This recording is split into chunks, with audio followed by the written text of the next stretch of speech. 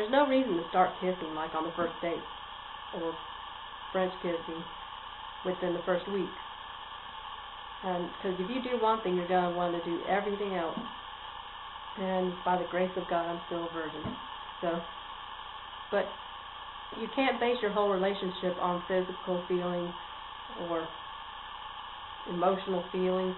You've got to base it on getting to know the person as a friend, because that's basically what you'll have toward the end. And plus it'll give him the incentive to marry you because you're withholding what he really wants from you. And that's a sad thing, but because men don't want to get married. Men don't want to get married. They want to rule the world. They want to explore everything.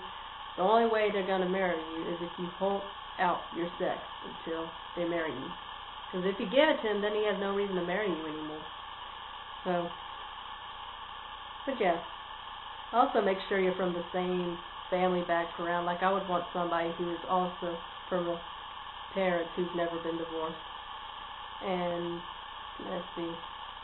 And also make sure you're the same religion. Make sure you're both Christians and committed to going to church. And sometimes even make sure you have the same theologies. Like one believes in adult baptism or one believes in child baptism, infant baptism. You're going to have to butt heads. I mean, you can work through it, but you need to make sure it's all hammered out before you get into it. Because once you're in, you're stuck with it. Okay, moving on. Oath.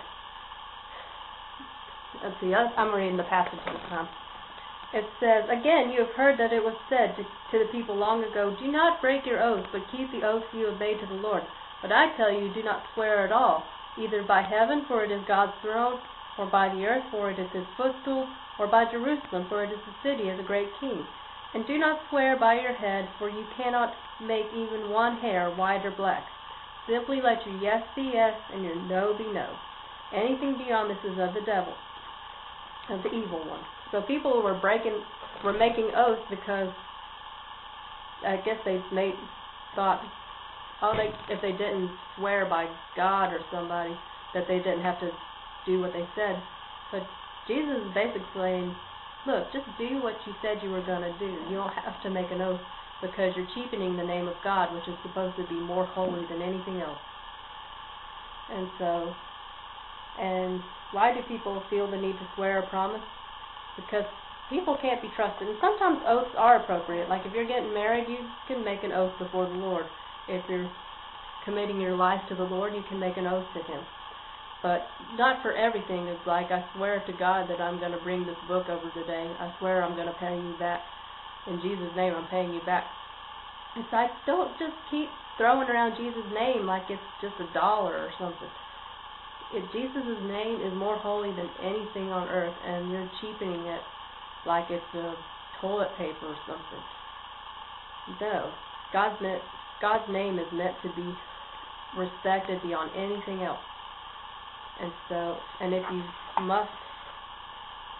you say you're going to do something, just do it. If you don't, you're going to be lying, and you're going to be a friend of the devil because he is the father of all lies. All right.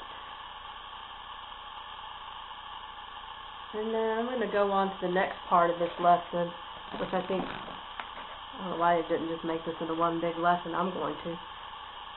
Pages 56 to 57. And this is about revenge, about eye for an eye and tooth for a tooth.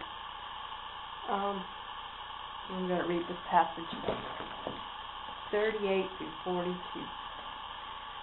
"You have heard that it was said, 'Eye for an eye and tooth for a tooth.' But I tell you, do not resist an evil person. If someone strikes you on the right cheek, turn to him the other also. But if someone wants to sue you and take your tunic, let him have your cloak as well. If someone forces you to go 1 mile, go with him 2 miles. Give to the one who asks you, and do not turn away from the one who wants to borrow from you." All right. So how might the Jewish crowd, with an understanding of Leviticus and the law, react to hearing Jesus preach this part of the Sermon on the Mount? Because a long time, if someone poked your eye out, they would be poking his eye out and doing way more than that. And it's like, no, just don't do more than what they need. And sometimes, if you're a Christian, you're really not supposed to be litigious. So they would have been absolutely shocked at this lesson, because because they were used to making people pay back even more than was necessary for their crimes. Yeah. And so Jesus is not necessarily saying that we can't fight back in self-defense, because I know so many people who are anti-war